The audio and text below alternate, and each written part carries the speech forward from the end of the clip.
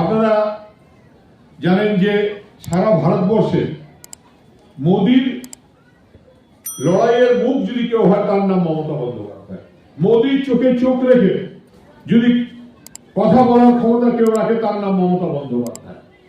মোদি যদি কাউকে ভয় করে তার নাম মমতা বন্দ্যোপাধ্যায়।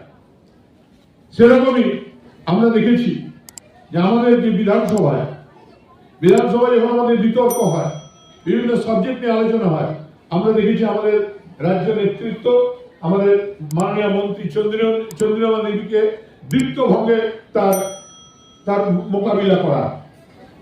সেরকমই আমরা চাইব যে আপনারা অ্যাগ্রেসিভ হন, আপনারা আরো লড়াইয়ে এগিয়ে আসুন। কারণ 2026-এর লড়াই কঠিন লড়াই।